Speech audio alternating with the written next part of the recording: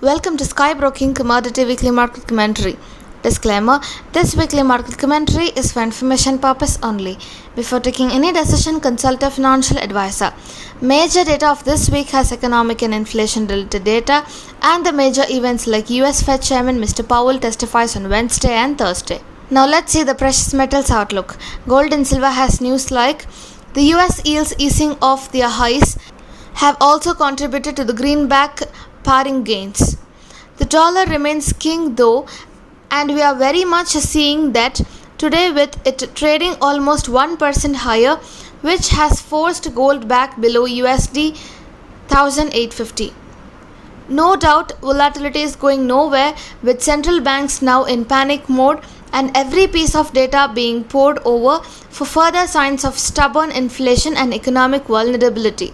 Fundamentally, this is a mixed news for precious metals, and technically speaking, gold may expect a high volatility trade with mixed trend. Silver may expect a high volatility trade with a mixed trend. So these are this week's precious metals outlook.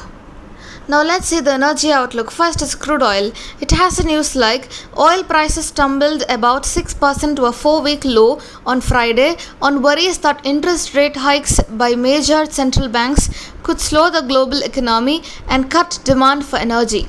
Fundamentally, this is a negative news for crude oil, and technically speaking, crude oil has closed below 8,300 on daily basis, which means some more drop is ahead. Next is natural gas. It has a news like Russian gas flows to Europe fell short of demand on Friday, coinciding with an early heat wave gripping its south and boosting benchmarks.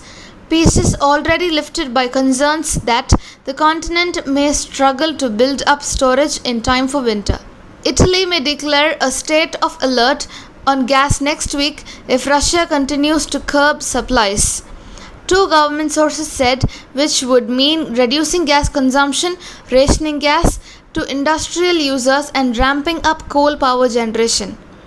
Fundamentally, this is a slight positive news for natural gas, and technically speaking, natural gas may expect a recovery rally from current level. So these are this week's energy outlook. Now let's move on to see the base metals outlook. First is copper. It has a news like Chile's state-owned Codelco, the world's largest copper producer, agreed on Friday to start the process of closing its troubled Ventanas smelter, the company said. This is fundamentally a slight positive news for copper, and technically speaking, copper has a close below 738 on daily basis, which means some more drop is ahead.